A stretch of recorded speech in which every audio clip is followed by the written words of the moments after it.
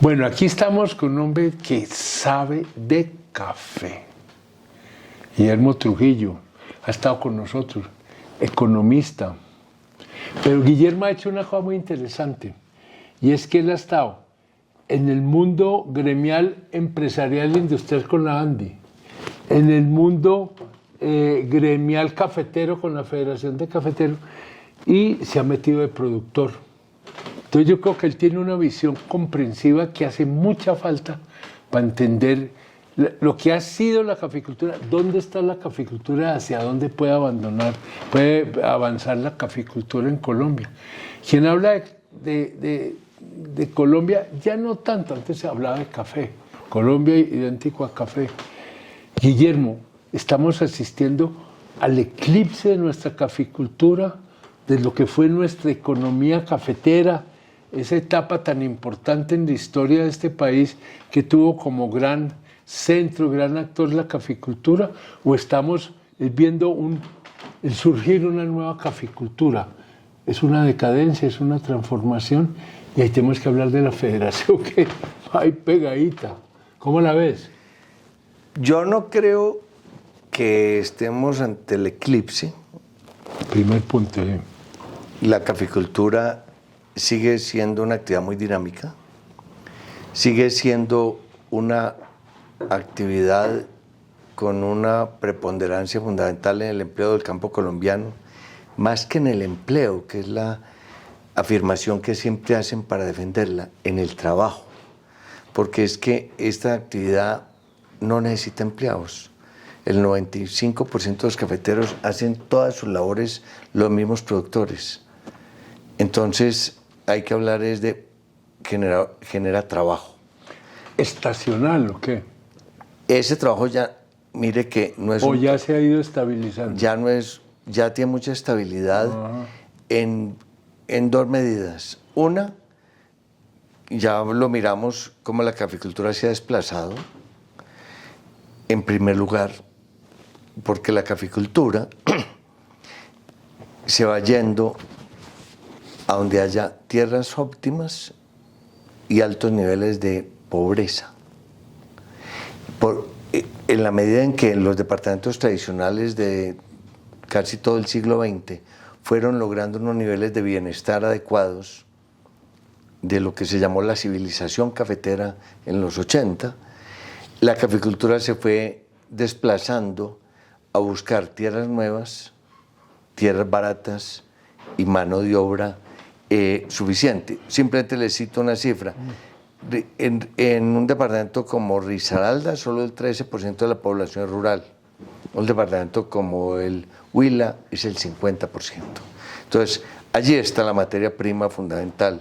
Tierras óptimas, y en ese cordón que hay alrededor del macizo colombiano, en esta nueva era de los cafés por calidad y los cafés especiales, aparece una cosa más interesante, que todo lo que está alrededor del macizo forma lo que llaman los técnicos los ecotopos, que son los diferentes puntos especiales y esas corrientes de aire que genera todo ese macizo que usted se viene alrededor de Huila, sur del Tolima, Cauca y Nariño, y va encontrando que hay una formación de unos cafés de muy altas calidades. Pero en el fondo sigue siendo el mismo tipo de caficultura que se fue desplazando de la región cafetera tradicional hacia el sur, pues, con variedades distintas, ¿Cómo se iba a imaginar usted que Huila fuera solo a producir más café que Caldas, Quindío y Risaralda juntos?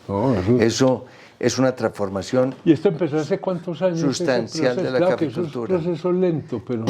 No, los procesos en café pues siempre son de 10, 15 años porque van pegados de la biología. Sí, eso es la y vida la vida de un cafetal pues mínima son 15 años y una segunda soca lo alargan a 23, 24 años.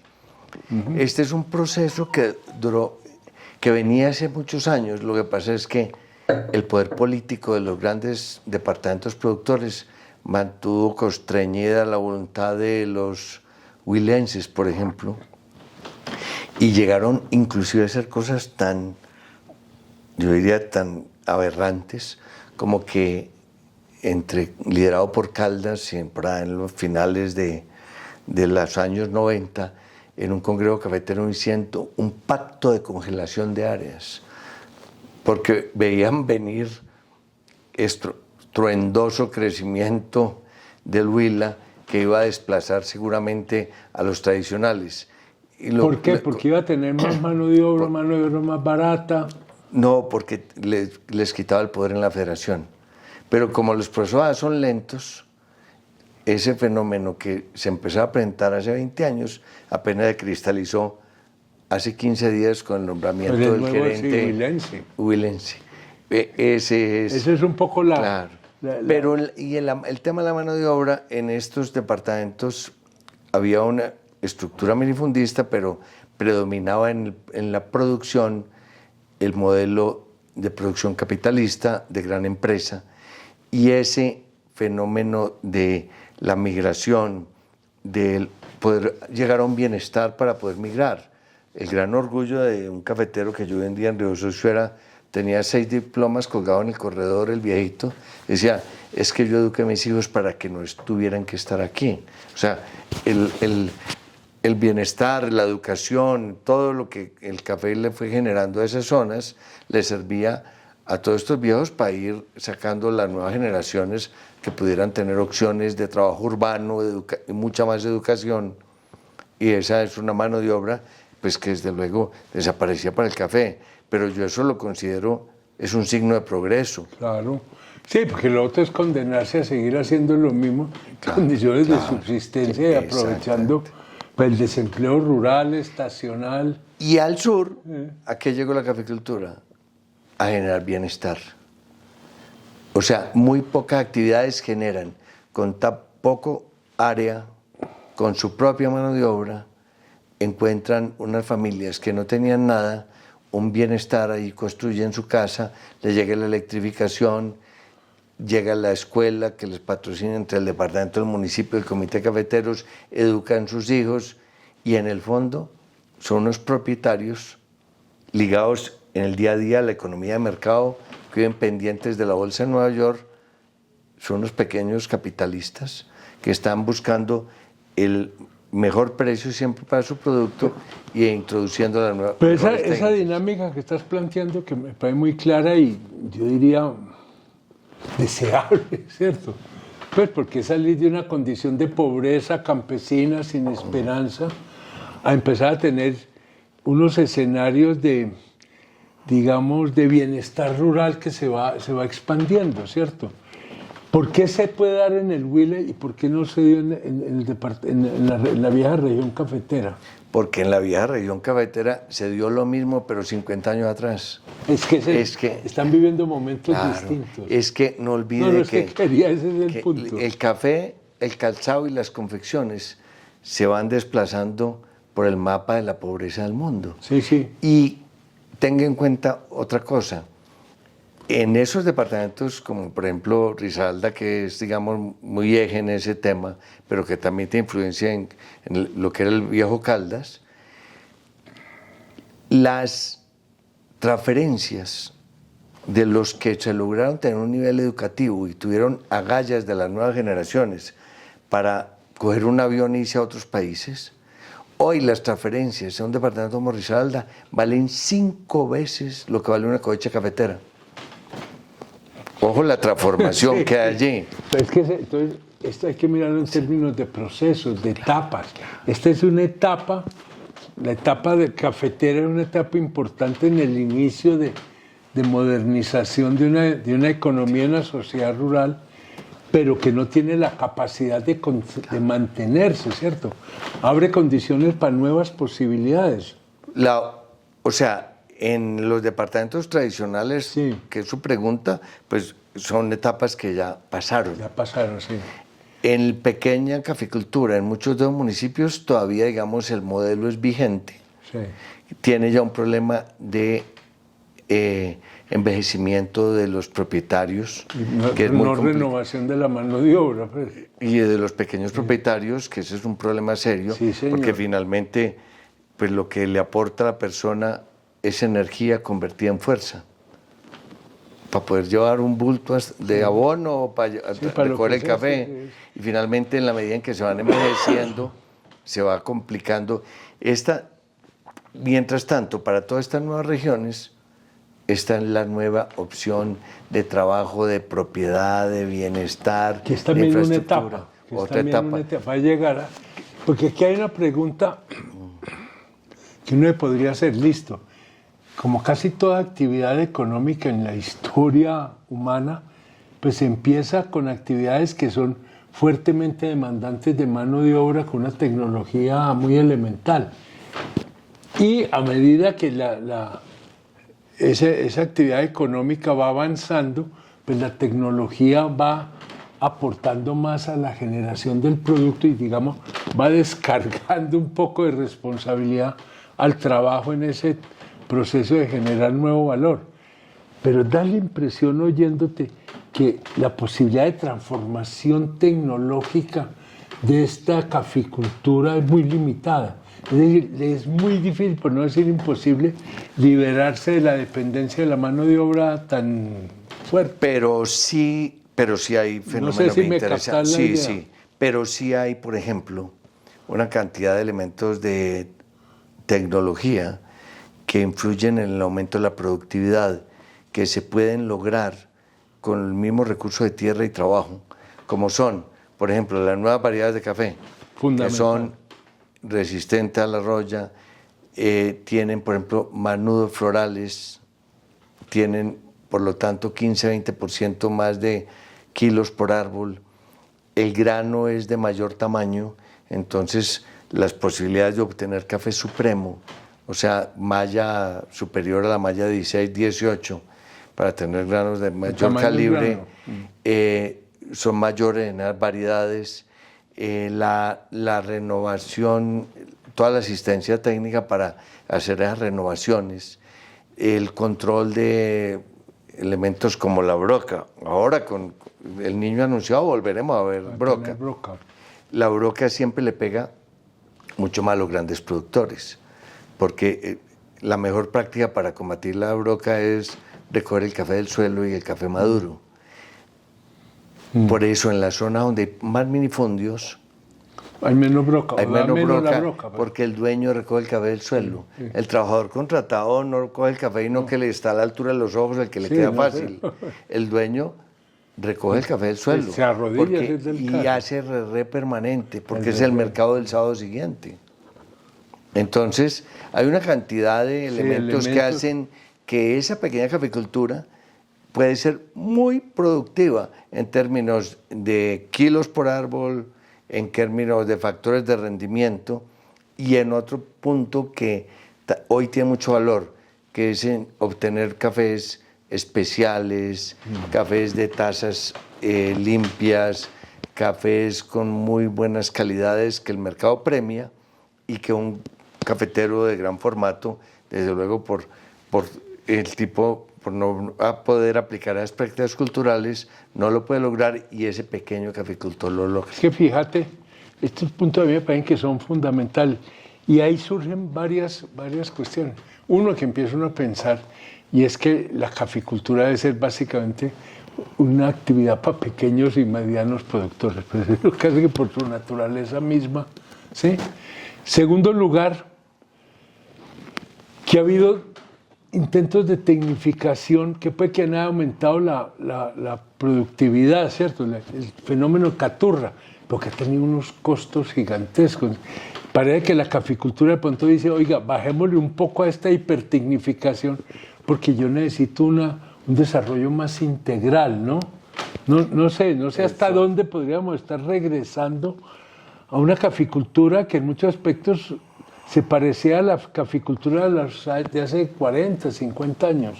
Esa caficultura con sombrío. Con sombrío. El guamo y el plátano que nos tocó. Exacto. Era un café que tenía menos maleza porque obviamente tenía menos radiación solar. El árbol de café necesitaba menos ayuda de fertilizantes químicos porque hacía desde luego menos fotosíntesis, entonces necesitaba menos ayuda alimenta Y de había más alimentación. hojarasca, había más, Y había más materia orgánica. más materia orgánica para enriquecer. Entonces, esos Menos fenómenos, producción física, más racionalidad económica, más control de costos y más sostenibilidad, digamos, del cultivo. totalmente de acuerdo. En algunas regiones de Colombia hay modelos comparativos de ese tipo de caficultura. Por ejemplo, en Santander hay mucha caficultura a la sombra, por las razones de clima que allí rigen esas zonas, que los veranos son muy bravos. Sí. Entonces necesitan tener estos cafés menos expuestos al sol para que soporten las épocas con unos ambientes de mayor humedad.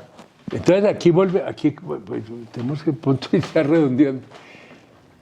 Uno de los grandes elementos que ha diferenciado desde siempre la caficultura colombiana, que se ha traducido en precios y en posiciones en el mercado, es esa mayor calidad que tiene el grano colombiano, ¿cierto? Se quiere una producción donde más que la masificación de producción es preservar una calidad del grano. Entonces, yo recuerdo hace ya muchos años, empezó la Federación de Cafeteros a pensar que podíamos haber una caficultura a la brasileña, en tierras planas, cálidas, de menor fertilidad, mecanizadas. Eso es un cuento chino en Colombia. Estaríamos tirando por la borda aquello que es nuestra fortaleza, nuestro potencial. Yo creo que podrían vivir las dos. Sí. Porque esta es una caficultura de ladera, de zona andina, Sí, claro, suelo de volcánico, café sí. suave, y lo que se podría desarrollar en la altillanura sería un café robusta, que son unas producciones muy diferentes, con un tipo de actividad mecanizada, que yo creo que se creó el mito de que Colombia podría acabar con su prima y con su origen en caso de llegar a tener una producción dual, pero está demostrado por países que lo han hecho, que los compradores que son sumamente técnicos e inteligentes saben diferenciar muy bien cuál es lo uno y O lo sea, que eso otro, fue más o menos... pero siempre he pensado que hay que dejar que No, que- los experimentos se hagan, hay que atravesarse, Sí, sí. no hay que oponerse, pero si fueran, lo estamos oyendo de muchas décadas. Y no se ve todavía, y- pues, eso no ha cambiado el horizonte. y no he visto, pero hay que... perfil cafetero. No, Pero sí, es puede simplemente llegar. como esa pregunta. Ahora, no, es que eso hay que mecanizarlo. Pero que no es la tecnología- solución para la mano de obra ni No, para el problema y social. Y para preservar la calidad, y para preservar la naturaleza, y para preservar pues, una estructura social con todos los problemas que tenga, pero que ha funcionado. Es decir, si hay algún rudimento de clase media rural en Colombia, es cafetera, pues, es cafetera. Lo otro no, lo otro es una pionada y empresario, ¿cierto? En todo esto, la Federación de Cafeteros, ¿qué papel ha jugado? Porque es una estructura, yo creo que muy especial, muy propia, muy colombiana. Yo o creo estoy que exagerando ese es un la modelo especificidad. es un modelo que el mundo ha venido a copiar. Tiene detractores, tiene enemigos, Como todo en la principalmente vida, pues. colombianos, y todo en la vida con una participación tan grande de todos los actores. Pero creo que está en un momento difícil. Creo que ha hecho una renovación importante con el cambio de gerente, de una nueva generación, de una nueva región. Una nueva región. Es que hay un cambio una visión de diferente. distribución del poder cafetero en Colombia. Adiós Manizales. Adiós. Que no, duro para la tierra, pero eso es no, cierto. pero es la realidad, es Eso que lo es otro es cierto. congelar procesos. Y de la misma manera, Caldas, en su momento, el gran Caldas, desplazó a Antioquia. No, sí, esto... eso es un... No olvide que es esto la historia de la es vida. la historia pues. de... Eso no hay que... Sí, hay que entender el proceso. Pero más bien. creo que tiene grandes retos la nueva administración, porque hay una cantidad de problemas, hay unas fuerzas políticas internas en erupción, casi volcánica, que reclaman unos espacios que van a ser muy difícil el consenso interno y llegar, por ejemplo, a que vamos a tener que pronto aplicar mucho más federalismo. Y hay una cosa, hay que decirlo, pues, lo que uno siente, oye, es que poco a poco, y eso hace parte de la dinámica de las estructuras, ¿cierto? Se va consolidando unos centros de poder dentro de estas grandes estructuras que empiezan como a divorciarse de las bases que le dieron su razón de ser. Uno siente que la federación está pasando y eso se tiene que hacer crisis. Y eso hizo crisis el 1 de diciembre. Es precisamente... ¿Qué pasó el 1 de diciembre? A ver, ¿por qué? El 1 de diciembre, cuando recibe la llamada Roberto Vélez de Presidencia de la República. El anterior gerente, después se ha descubierto que ese era un proceso que venía gestándose hacía muchos días en los 10 nuevos departamentos productores que estaban trabajando sobre ese tema, respaldados por la nueva opción de gobierno que se convirtió ya en real, buscando hacer un cambio, porque consideraban muchos de ellos, con los que uno ya posteriormente habla, precisamente lo que usted dice, que consideraban que le faltaba ser escuchados como nuevos departamentos para quienes hoy representan la nueva caficultura, pero que no les tocó la federación con plata, el Fondo Nacional con recursos para hacer la infraestructura, a toda aquella época del esquema que funcionaba adecuadamente, el Pacto del Café con el Fondo Nacional del Café. Es una época importante, positiva, pero pues que el mundo ha cambiado mucho. Entonces hay una cosa, y con esto pues tenemos mucho más para hablar, pues no nos dio tiempo ni para tomar un café, bendito sea Dios. Es que ese desplazamiento del eje geográfico, de la geografía cafetera, ¿sí? de zona cafetera hacia el sur, macizo colombiano, es también un desplazamiento de los propietarios, de la estructura de propiedad y de administración de la caficultura. Ese cambio geográfico está indicando no solamente que hay unas tierras hoy que son más productivas, sino que hay una nueva etapa del desarrollo de la caficultura que puede ayudar a recuperarle mucho esa base democrática, generadora de clase media que tuvo la caficultura en Colombia. Ese es precisamente el fenómeno que allí se está dando. Usted va a Nariño y ve ese fenómeno. Y vengo de región cafetera, de familia cafetera, pero hay que entender la realidad de la historia. Nuestros dos departamentos son parte ya de la caficultura del pasado. Ya escribieron su capítulo. Sí. Y esto yo creo que tiene una cantidad de coincidencias. Si usted calza el mapa de donde se obtuvo el triunfo del presidente Petro, con el mapa de todas las regiones, que de estos 10 departamentos hay una coincidencia muy grande en un reflejo político. Y Petro, porque estaba tan incómodo con la elección de un gerente que venía precisamente de esa región. Ahí no hay como una contradicción. Hay una contradicción. Es que Petro no es fácil de comprender, yo no pues lo digo con nunca respeto. ¿Por qué, si ya estaba cuajada, eso estaba cuajado cuando le pidieron la renuncia a Roberto Vélez? Era para hacer esto. La opción que venían trabajando de Felipe Roballo, los 10 departamentos, estaba prácticamente cuajada.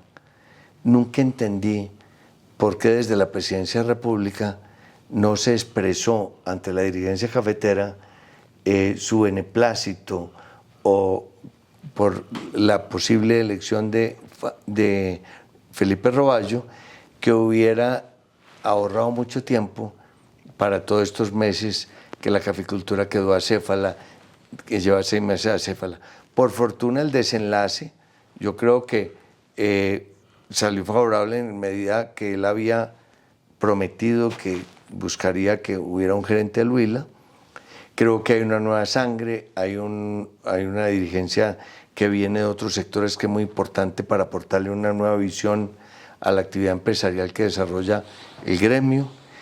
Y creo que finalmente se dan todas esas transformaciones, pero desde luego nunca parece explicable cómo en diciembre eso no se hizo y ahora, hace 20 días, cuando llega la elección, aparece un Twitter pidiendo aplazar la decisión, esperando que llegara el nuevo ministro de Hacienda, como si los actos y las decisiones del anterior ministro no fueran actos de gobierno que tendrían toda la validez y la legitimidad de decisiones desde el ministro como delegado del gobierno en el Comité Nacional de Cafeteros. No, es que a veces, lo digo con mucho respeto, comprender la lógica del presidente no es fácil. Pues yo me atrevo a decir una cosa, ahí no sé por qué razón, y vos tenés claro, no están claras, él de pronto se perdió la oportunidad de aparecer como el hombre de la bandera de la transformación de la caficultura colombiana. Claro. Pues eso es, pues que era una bandera muy importante y eso no se ha visto, eso no se conoce. Y Dios quiera que estas faltas no son faltas graves, porque creo que el que llegó no lo conozco, puede representar en muy alto grado esos cambios que requiere hoy la caficultura. Y yo diría una cosa, más que la caficultura, porque la economía ha hecho consolidar facilísimo el auge del pequeño productor y la desaparición del gran empresario por razones de rentabilidad. El empresario que y eso, el mercado ha hecho solo el oficio. Más que transformación de la caficultura, yo creo que sí se requiere una enorme transformación de la institución cafetera, federación, que se adecue a esa nueva realidad. Este es un final preciso, Guillermo, seguimos hablando.